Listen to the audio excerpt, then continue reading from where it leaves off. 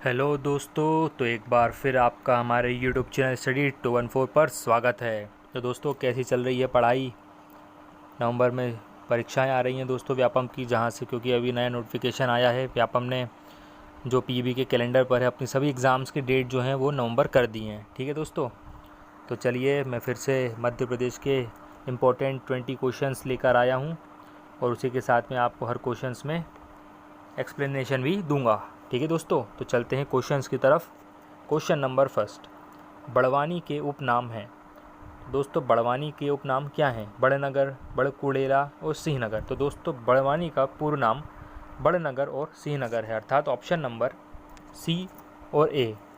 ठीक है दोस्तों, और बड़वानी के बारे में दोस्तों आपको बताना चाहूँगा कि मध्य प्रदेश का चावल अनुसंधान केंद्र बड़वानी में ही है और बड़वानी दोस्तों इंदौर संभाग के अंतर्गत आता है और इंदौर संभाग के अंतर्गत 8 जिले आते हैं।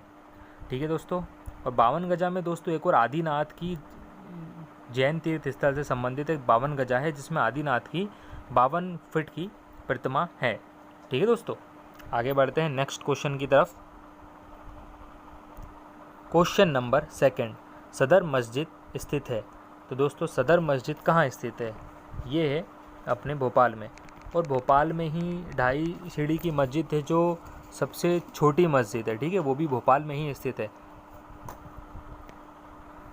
आगे बढ़ते हैं, भारत की सबसे खूबसूरत और न्यूनतम प्रदूषित नदी कौन सी है? तो दोस्तों, भारत की सबसे खूबसूरत और न्यूनतम प्रदूषित भूमि है चंबल नदी, जो दोस्तों इंदौर के महू से काकरी बरली पहाड़ी से निकलती है। ठीक है दोस्तों, और ये चंबल नदी जो है वो इटावा के पास यमुना नदी में मिल जाती है। यह यमुना की सहायक नदी है। क्वेश्चन नंबर 4, विदिशा के पूर्व नामों में से नहीं रहा। इसमें से क्या नाम है जो विदिशा का पहले नहीं था? दोस्तों, बेसनगर विदिशा का नाम था, बेलसा विदिशा का नाम था, बेतवा विदिशा का नाम नहीं था और दर्शान विदिशा का नाम था। दोस्तों, इसका सही आंसर होगा बेतवा, क्योंकि बेतवा तो नदी है जो रायसेन के कुमरा नामक गाँव से निकलती है। और दोस्तों, विदिशा के कई नाम आते हैं, जैसे संस्कृत में विदिशा को वैदिश या वैदिशा कहा गया, प्राचीन नाम में इसको दर्शान कहा गया, मध्य युग में भिलसा कहा गया, पौराणिक नाम इसका भद्रावतीपुरम था, जैनों ने इसको बंदिलपुर कहा, औरंगजेब ने विदिशा का नाम आलडूगोरपुर रखा। ठीक है दोस्तों, अल बरूनी ने विदिशा को महाबलिस्थान कहा। तो दोस्तों, विदिशा से काफ़ी अच्छे अच्छे तथ्य आते हैं, और जो विदिशा का विदिशा नाम है वो 1952 में डॉक्टर राजेंद्र प्रसाद जी ने रखा था। ठीक है दोस्तों, आगे बढ़ते हैं।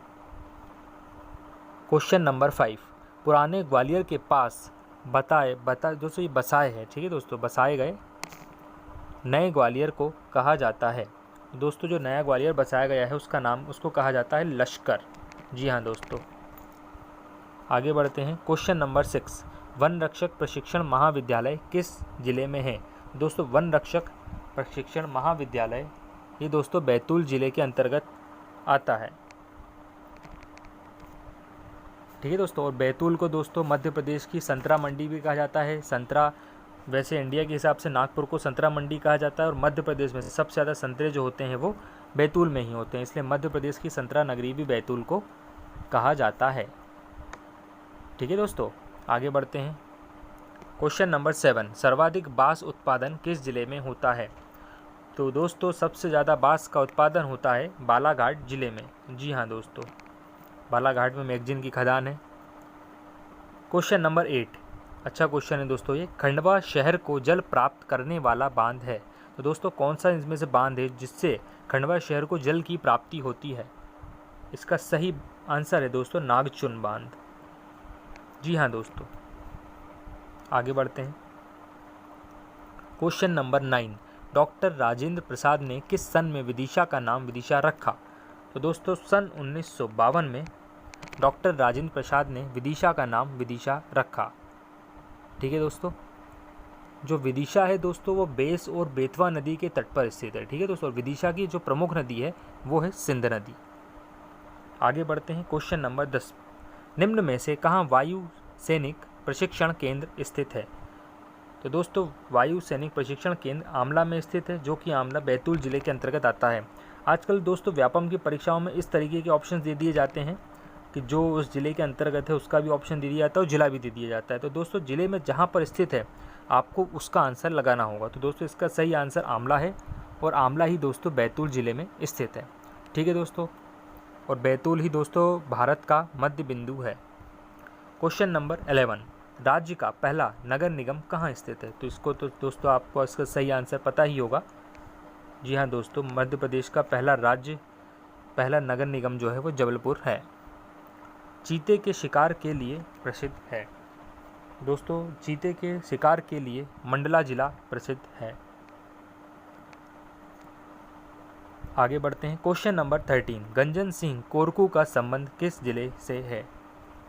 तो दोस्तों गंजन सिंह कोरकू का संबंध बैतूल जिले से है। बैतूल जिले को ही भारत का मध्य बिंदु कहा जाता है।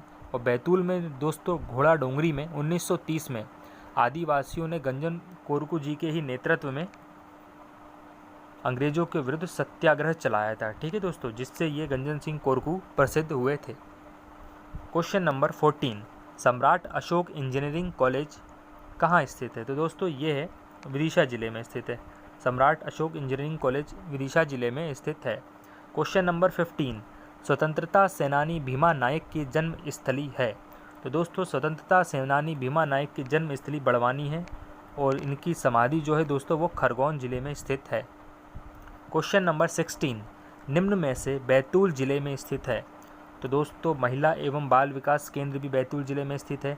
वन रक्षक प्रशिक्षण महाविद्यालय भी बैतूल जिले में स्थित है। ठीक है दोस्तों, बुनियादी प्रशिक्षण महाविद्यालय भी बैतूल जिले में स्थित है, अर्थात ये तीनों ही बैतूल जिले में स्थित हैं। क्वेश्चन नंबर 17, प्रदेश की पहली टिश्यू कल्चर लैब है? तो दोस्तों प्रदेश की पहली टिश्यू कल्चर लैब भी बैतूल जिले में ही स्थित है। ठीक है दोस्तों, बैतूल को मध्य प्रदेश की संतरा मंडी कहा जाता है। भारत का मध्य बिंदु भी बैतूल ही है। ठीक है दोस्तों, आगे बढ़ते हैं। क्वेश्चन नंबर 18, मध्य प्रदेश में सर्वाधिक ग्रेफाइट उत्पादन जिला कौन सा है? दोस्तों मध्य प्रदेश में सर्वाधिक ग्रेफाइट का उत्पादन बैतूल जिले में होता है। क्वेश्चन नंबर 19, किसकी समाधि ग्वालियर में है? तो दोस्तों मोहम्मद गोस की समाधि भी ग्वालियर में ही है और झांसी रानी की समाधि भी ग्वालियर में ही है, अर्थात इन दोनों की समाधि ग्वालियर में है। ठीक है दोस्तों, परंतु दोस्तों झांसी रानी का जन्म मध्य प्रदेश में नहीं हुआ था, इनका जन्म यूपी के वाराणसी में हुआ था। ठीक है दोस्तों, आगे बढ़ते हैं अंतिम प्रश्न पर। क्वेश्चन नंबर 20, मुक्तागिरी क्यों प्रसिद्ध है? तो दोस्तों मुक्तागिरी ये जैन तीर्थ स्थल है जो कि बैतूल जिले में स्थित है। ठीक है दोस्तों, बैतूल जिले में स्थित प्रसिद्ध जैन तीर्थ स्थल है और दोस्तों यहाँ पे 52 मंदिरों का समूह है, ये आप याद रखिएगा। ठीक है दोस्तों ये मध्य प्रदेश के 20 अति महत्वपूर्ण प्रश्न थे जो आपकी नवंबर में आने वाली परीक्षाओं में डेफिनेटली आपकी हेल्प करेंगे। तो इसी तरीके के प्रश्न मैं आपके लिए लाता रहूँगा। तो दोस्तों हमारे साथ जुड़ें और अपना मध्य प्रदेश सामान्य ज्ञान को बेहतर से बेहतर बनाएं। ठीक है दोस्तों, जय हिंद, जय भारत।